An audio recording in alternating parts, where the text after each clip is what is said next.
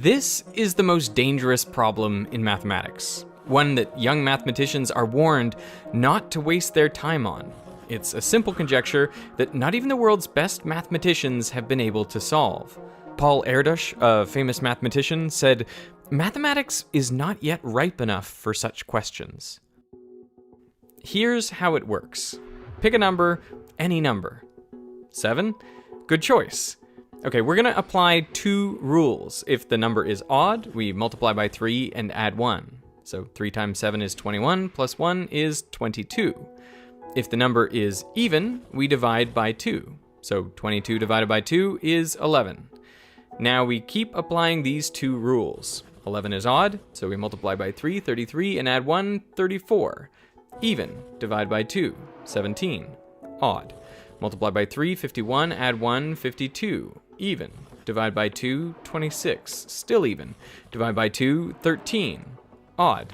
So we multiply by 3, 39, add 1, and that's 40, which is even. So we divide by 2, 20, divide by 2, 10, divide by 2, 5. Odd. Multiply by 3, 15, add 1, 16, divide by 2, that's 8, and then 4, 2, and 1. Now 1 is odd, so we multiply by 3 and add 1, which equals 4. But 4 goes to 2 goes to 1, so we're in a loop, and the lowest number is 1. Now the conjecture is this. Every positive integer, if you apply these rules, will eventually end up in the 4-2-1 loop. This is commonly called the Collatz Conjecture after German mathematician Lothar Collatz, who may have come up with it in the 1930s. But the problem has many origin stories and many names. It's also known as the Ulam conjecture, Kakutani's problem, Thwaites conjecture, Haas's algorithm, the Syracuse problem, and simply 3n plus 1. Why is 3x plus 1 so famous? Among professional mathematicians, maybe it's not famous but infamous, in the sense that if someone actually admits in public that they're working on it, then there's something wrong with them.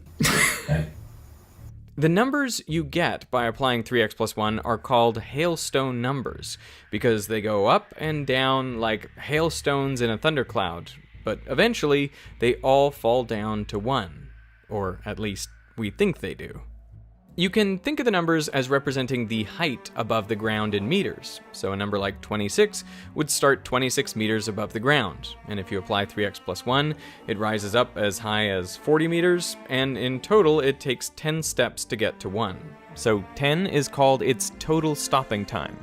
But take the very next number, 27, and it bounces around all over the place. In fact, it climbs all the way up to 9,232. As an altitude, that is higher than Mount Everest, before it too falls back to the ground. In total, it takes 111 steps for 27 to get down to 1 and end up in the 4-2-1 loop. The paths that different numbers take vary so widely, even numbers right next to each other. So how do you even start to make progress on this problem? Well, honestly, mathematicians struggled. People just decided that this was something invented by the Soviets to slow down US science, and it was doing a good job at it because everybody's sitting there twiddling their thumbs and making no progress on this trivial thing that you can tell school children. Geoffrey Ligarius is the world authority on 3x plus 1. The first time I met him, I was a senior in college, and he pulled me aside and he said, "Don't do this. Don't work on this problem. If you want to have a career, do not start spending time writing about this or publishing any papers about this. Do real math for a while to establish yourself." Alex Kontorovich didn't listen. He and Yakov Sinai looked at the paths of the hailstone numbers. Were there any patterns? Well, obviously all of them end up at 1, but what about the paths they take to get there? The pattern is randomness. Here is the sequence of a large number chosen at random. The graph peaks and then drops so low that you can't really see what's happening at this scale. But if you take the logarithm, you find this wiggly graph with a downward trend.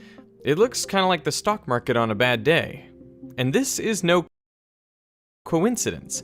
Both are examples